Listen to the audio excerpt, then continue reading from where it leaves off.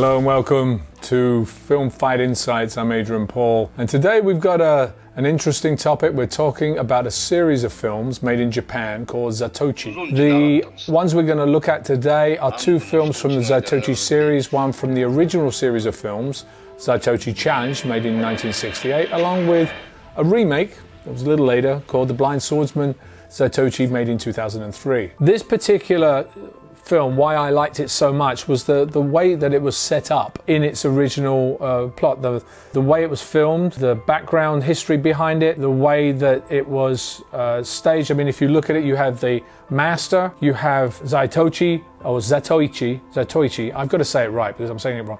Zaitochi, people that the master's trying to control or kill, which are the husband and the wife and the young boy. Zaitochi is now in the problem of saying, you know, I can't let you do this because why are you doing it? It's not fair. So he's the popular good guy that is going against the official government representative. You know, he's saying this is official business. He said it doesn't matter what I do, I'm doing it on official business and I would kill this guy as well, so maybe you can understand my position. But Zaitochi says, yeah, I can understand why you might go after some of these guys, but unfortunately this is not quite how I see it. There was only one crime that this guy saw, and that was not relevant for him to actually be killed. So they've set up the plot in a really interesting way. It was just set up in one camera, set up from over the shoulder and from the other side. Not a lot of movement, which is interesting. You know, today we have a lot of movement in cameras. This is really set up between two characters. And the first part of this, if you're watching it when they're talking about it, cuts away only to the other two actors,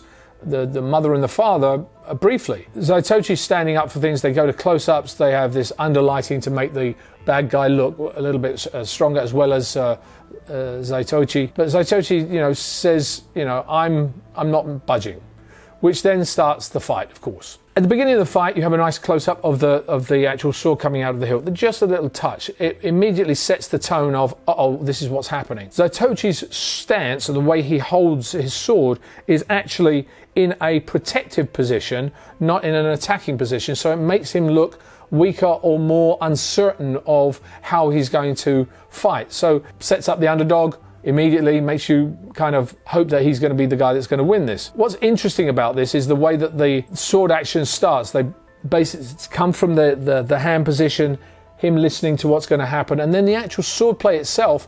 The first few sword cuts are pretty sloppy. They're really not a lot of contact between the two, and Zaitochi falls against the wall in a submissive type of position. So again, he continues his style of, I am the guy that's a disadvantage in this, whereas the master's coming at it with a very strong samurai stance. What I like about it is his style is so unconventional. It's so just all over the place. And I kind of like that in this, because it really makes it look real. And the way you're looking at the way it's filmed, in some of these takes, it was just one wide. And that really shows you that these guys actually were moving these swords. It didn't cut to close up. It didn't cut to things that, another angle that would make you then cut away from what you're watching. The last portion of this fight, which I kind of thought was very interesting, was when they fall over the barrier and Zaitochi falls back and cuts it. Now, obviously you can see that the actor did that himself. It was choreographed. But to add effect to it, they cut to a close-up of the sword with the blood coming down the sword, where it actually you know, sticks into the master, and he's standing there with his sword over the top. Now, in reality, you'd walk away from it, and in reality, Zaitochi cutting that actual barrier with his sword may not happen. It probably would get stuck in it, but you know, this is the movies, and this was back in 1968 when anything was possible, as it is today, but with visual effects. What's interesting next is they add another level. They've already cut the drama of the master being wounded. Now it kind of evens it up. But then they bring in a third party, which is the master's student or servant. He says, go kill him. So now Zaitochi has to decide what's happening and hear him coming. So he literally just takes it and throws his sword at the guy and sticks it right in his back, which is like, okay, I just threw my weapon. What would you normally do? You go and pick it up. But oh no, he doesn't, because the master's coming forward to kill the guy, and Zaitochi just grabs him and holds him and pulls him back. In reality, what would the guy do? He'd just cut him, he'd just kill him.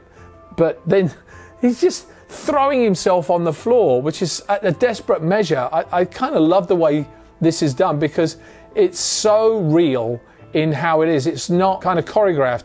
And even at the end, when the master raises his sword, the honor that is put into this, because obviously him not killing Zaitochi when he's got the advantage to do it shows that there is an honor in this fight, even though there is a disadvantage between the two.